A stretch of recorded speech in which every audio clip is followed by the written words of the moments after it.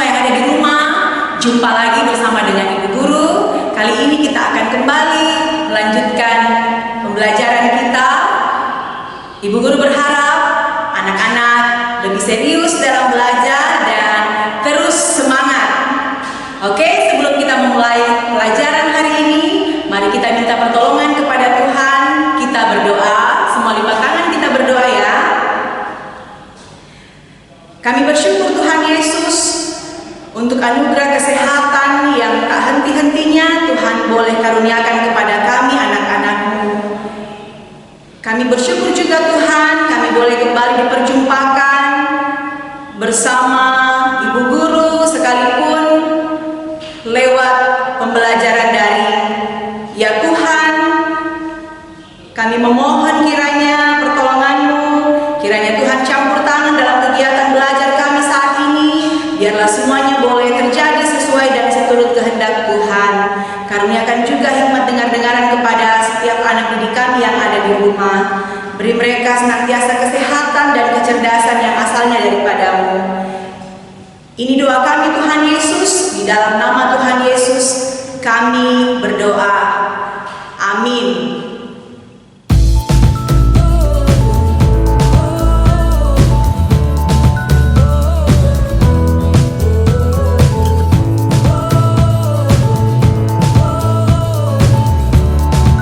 Anak-anakku semua, hari ini kita akan membahas tema 3, subtema 3, secara khusus pembelajaran 5 dan 6. Jadi materi pembelajaran kita hari ini adalah materi terakhir di subtema 3 tentang Ayo Cinta Lingkungan. Nah anak-anakku, kita perhatikan gambar pada slide. Nah gambar tersebut merupakan gambar sumber daya alam. Nah, Tuhan menciptakan sumber daya alam yang ada di bumi. Tujuannya agar dapat memenuhi kebutuhan hidup kita manusia.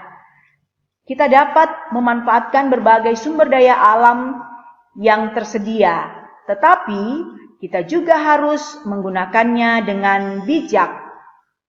Artinya, kita gunakan secukupnya dan senantiasa kita tetap menjaga kelestariannya. Nah, memanfaatkan berbagai sumber daya alam yang ada di sekitar kita itu adalah menjadi hak kita. Sementara itu, kewajiban kita adalah menjaga kelestarian sumber daya alam tersebut agar tidak cepat habis. Nah, melestarikan sumber daya alam merupakan salah satu bentuk mencintai lingkungan. Anak-anakku boleh memperhatikan gambar berikut. Nah, kira-kira apakah perbedaan yang ada pada kedua gambar tersebut? Nah, jika kita perhatikan pada gambar A ini menunjukkan perilaku cinta lingkungan. Mengapa?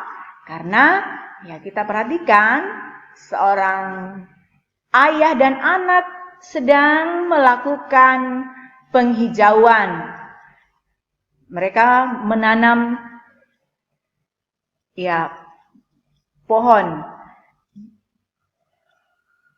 Nah, sementara perbedaannya dengan gambar B ini adalah bentuk perilaku tidak mencintai lingkungan. Mengapa?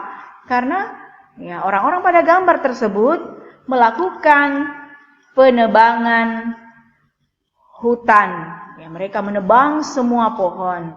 Nah, kita tahu bersama bahwa salah satu penyebab bencana alam banjir adalah ya, tidak adanya lagi resapan air, tidak ada yang menahan derasnya air pada saat musim hujan.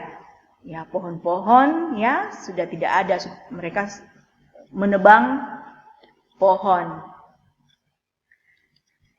Nah, anak-anakku, Cinta lingkungan merupakan sikap yang menunjukkan kepedulian terhadap lingkungan. Jika kita memanfaatkan sumber daya alam secara bijak, itu berarti kita telah menunjukkan kepedulian kita terhadap lingkungan. Nah, apa saja ciri-ciri cinta lingkungan? Nah, yang pertama, masyarakat menyadari bahwa betapa pentingnya tidak membuang sampah sembarangan. Yang kedua, masyarakat melakukan kegiatan membudidayakan tumbuhan. Nah, boleh kita lihat sekarang ya.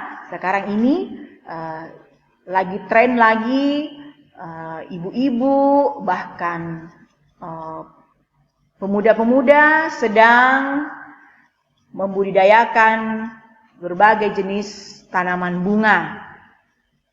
Yaitu merupakan salah satu bentuk dari sikap cinta lingkungan. Nah, yang ketiga yaitu melakukan reboisasi.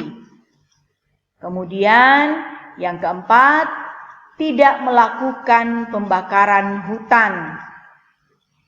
Yang kelima, selalu melaksanakan kegiatan kerja bakti membersihkan lingkungan. Jadi baik itu lingkungan rumah, lingkungan sekolah maupun lingkungan masyarakat. Dan tidak melakukan perburuan liar. Seperti yang anak-anakku ketahui, jika kita melakukan perburuan liar, maka akan banyak hewan yang akan mengalami kepunahan. Nah, anak-anakku sekalian, pada pembelajaran yang lalu kita sudah membahas tentang karya seni montase. Nah, kali ini kita akan membahas tentang bagaimana cara mengapresiasi hasil karya montase. Nah, hasil karya montase itu sendiri merupakan karya seni yang dibuat dengan cara menggabungkan potongan-potongan gambar ke dalam satu tema. Jadi misalnya kita mau membuat karya seni montase tema lingkungan sekolah. Maka gambar yang harus kita gabungkan adalah gambar gedung sekolah, gambar siswa, gambar-gambar berbagai jenis tanaman, kemudian ada gambar bendera, ada gambar lapangan, ada gambar guru-guru. Nah, dari semua gambar yang tadi kita susun menjadi sebuah tema, jadi kita gabungkan. Nah, salah satu cara untuk mengapresiasi karya seni dapat berupa kita memberikan pendapat, kritik, ataupun juga saran. Nah, apresiasi itu kita ketahui bahwa apresiasi itu adalah bentuk penilaian terhadap hasil karya seni. Nah, apresiasi yang dapat juga kita lakukan yaitu dengan memberi penghargaan ataupun mengadakan pameran seni. Jadi misalnya kadang kita melihat ada sekolah yang mengadakan pameran seni. Jadi semua hasil prakarya siswa-siswi yang terbaik itu yang akan ditampilkan pada saat pameran. Nah, contohnya di sini anak-anak boleh memperhatikan, ini adalah gambar karya seni montase. Gambar karya seni montase di sini ya, jadi ini semua adalah tempelan-tempelan potongan gambar yang disatukan menjadi satu tema. Nah, di sini kalau kita boleh memberi penilaian atau apresiasi, nah ini boleh kita mengatakan bahwa menurut saya karya montase ini sudah baik. Namun saran saya lebih baik jika gambar matahari, ya, jadi gambar mataharinya ini diganti dengan gambar matahari yang asli, yang sebenarnya, ya. Itu salah satu bentuk apresiasi kita terhadap karya seni montase. Nah, anak-anakku, yang lalu juga kita sudah belajar tentang wawancara. Nah, wawancara itu dilakukan adalah untuk mendapatkan informasi. Jadi, wawancara itu kegiatan tanya jawab dengan narasumber, orang yang akan memberikan kepada kita informasi. Nah, setelah kita melakukan wawancara, jangan lupa kita mempresentasikan laporan hasil wawancara. Dengan mempresentasikan laporan hasil wawancara, berarti kita membagi informasi kepada orang lain tentang kegiatan wawancara yang kita lakukan. Artinya, kita berbagi pengetahuan dengan orang lain. Jadi informasi yang kita dapatkan dapat kita berikan, dapat kita bagi kepada orang lain dengan cara mempresentasikan laporan hasil wawancara. Adapun hal-hal yang sebaiknya dilakukan pada saat kita mempresentasikan laporan hasil wawancara, yang pertama, saat membuka presentasi harus kita mengucapkan kata salam. Nah, kemudian jangan lupa memperkenalkan diri dan menjelaskan apa maksud dan tujuan kita melakukan presentasi dengan menggunakan bahasa yang santun, bahasa yang sopan. Kemudian, saat menyampaikan laporan hasil wawancara harus dilakukan sebaik mungkin. Saat menyampaikan materi atau hasil wawancara harus disampaikan dengan jelas.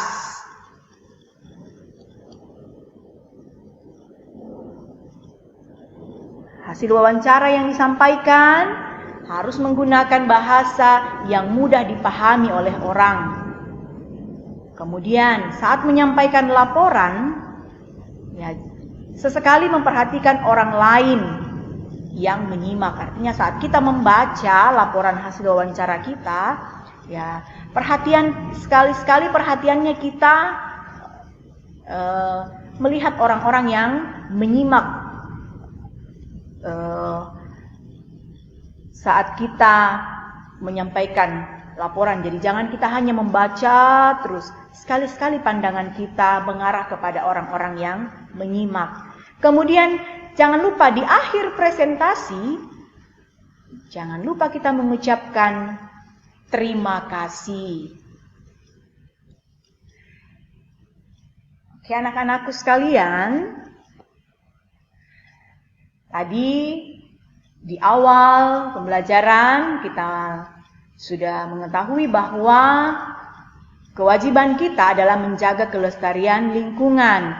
Nah, di sini Bu Guru memberikan beberapa contoh sikap atau perilaku kita sebagai siswa dalam menjaga kelestarian di lingkungan sekolah. Yang pertama, menanam pohon di lingkungan sekolah. Oke, boleh kita lihat di sekolah kita sudah ada pohon ya, supaya sekolah kita terlihat rindang, sejuk ya. Kemudian yang kedua, membuang sampah pada tempatnya. Oke, jadi anak-anak boleh nanti kalau masuk sekolah boleh memperhatikan di mana-mana ada tempat sampah. Ya, tujuannya supaya tidak ada lagi siswa yang buang sampah sembarangan, supaya sekolah kita terlihat indah. Kemudian yang ketiga, mendaur ulang sampah menjadi barang yang berguna. Nah, misalnya botol-botol plastik atau gelas minuman plastik dapat didaur ulang menjadi benda-benda yang bermanfaat. Apakah itu dibuat sebagai bunga atau sebagai keranjang, Nah, yang lalu kita mendaur ulang sampah menjadi botol-botol bekas minuman. Ya, didaur ulang menjadi pohon Natal. Ya, anak-anak boleh memperhatikan. Ya, mungkin ada yang sudah lihat yang lalu ada pohon Natal yang besar dipasang di dekat lapangan. Nah, itu salah satu contoh mendaur ulang sampah menjadi barang yang berguna. Kemudian melakukan piket setiap hari, ya piket kelas, ya piket membersihkan kelas. Nah, mungkin anak-anak sudah sering melakukan di kelas sebelumnya. Setiap siswa melakukan piket setiap hari untuk membersihkan ruangan kelas. Kemudian yang kelima, merawat tanaman yang ada di sekolah. Ya, jadi tanaman yang ada ditanam di depan kelasnya misalnya, itu tidak boleh dirusak. Mari kita merawatnya, rajin disiram, ya. Kemudian daun yang sudah layu boleh diambil.